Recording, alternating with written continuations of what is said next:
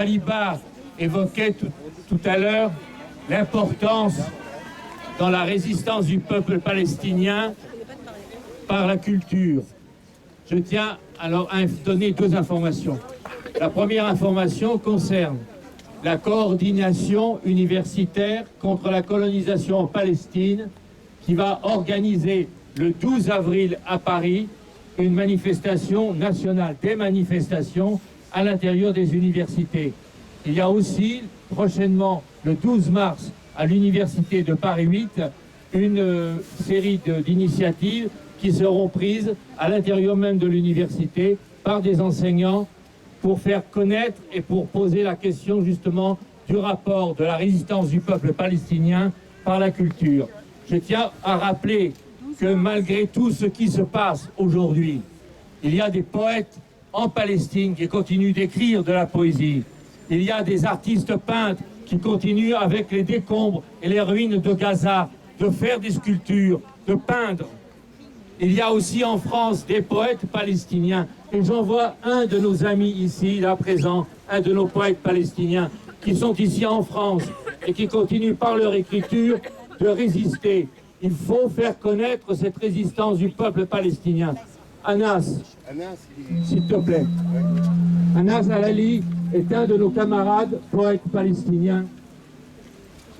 Merci Philippe. Effectivement, la voix palestinienne est portée déjà en Palestine et aussi ailleurs.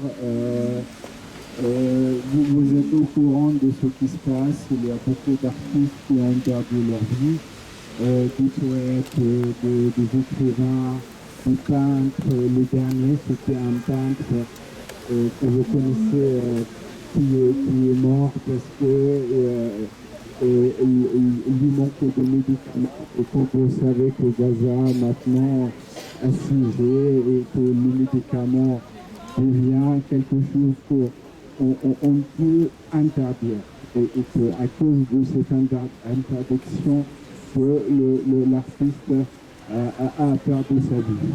Et il avait besoin de respirer d'oxygène et je pense que c'est très symbolique comme le symbole de que le souffle n'est pas permis, le respirer n'est pas permis à Gaza et que sa mort est tragique et la mort de tous les autres artistes et tous les Palestiniens qui sont en train de sans arrêt de continuer et de prendre toute forme d'atrocité que vous voyez tous et qu'on voit tous et qui personne capable d'arrêter tout ça.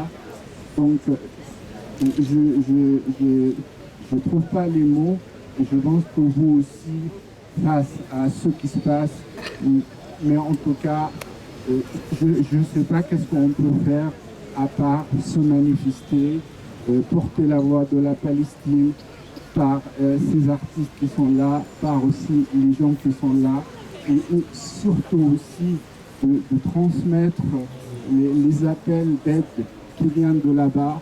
Peut-être cela va être entendu finalement par quelqu'un. Je vous remercie d'être là. Je vous remercie aussi mon ami Philippe, avec lequel on a organisé pas mal d'événements autour de la poésie palestinienne et que j'espère que ça va continuer aussi par vous, par aussi tous ceux qui ont envie de faire quelque chose pour la Palestine. S'il vous plaît, récitez-nous un poème. Merci beaucoup, bravo.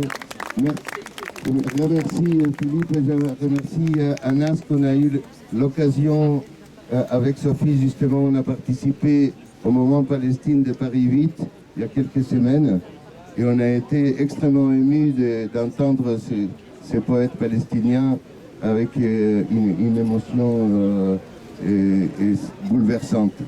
Et ça rejoint très bien notre intention, notre propos de cette manifestation des artistes pour la Palestine.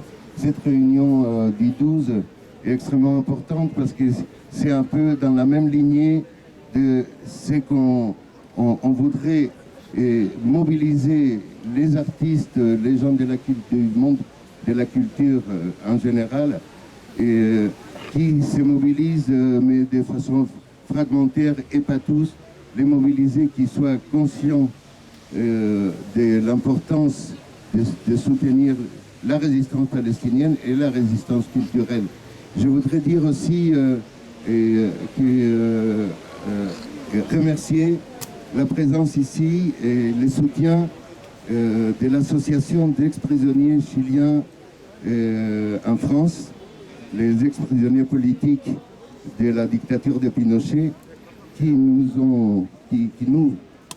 j'en fais partie d'ailleurs, je suis membre de l'association d'ex-prisonniers politiques du Chili, et les comités des droits humains du Chili qui est présent aussi, qui nous ont apporté la voix, la sono par laquelle on peut s'exprimer, bravo à eux, et qui nous filment courageusement sous la pluie aussi pour pouvoir transmettre, parce que on sait tous, on l'a dit, on ne se fait pas d'illusions à quel point des manifestations peuvent arrêter le massacre, arrêter les génocides. Mais c'est des gouttes, c'est des sables, mais surtout, il ne faut pas oublier, et c'est pour ça que les traces, les images, les sons sont importantes pour que nos frères en Palestine sachent qu'ils ne sont pas seuls.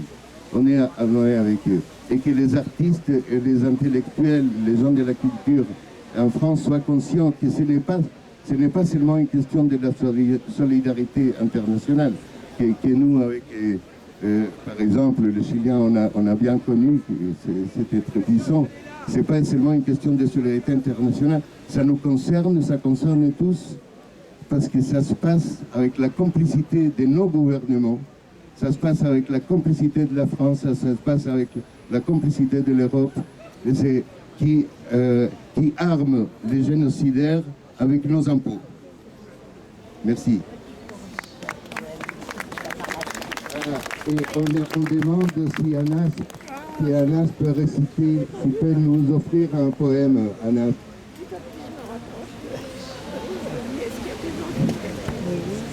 Anas,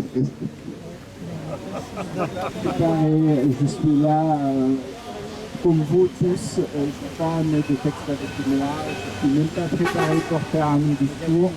Donc voilà, je suis vraiment désolé, j'essaie de chercher quelque chose sur mon portable, mais sur le coup, comme ça, je n'ai pas de choses à... Merci pour ta présence, en tout cas, et tes paroles.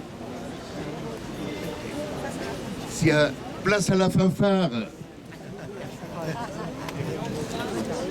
Les amis de la fanfare, vous avez...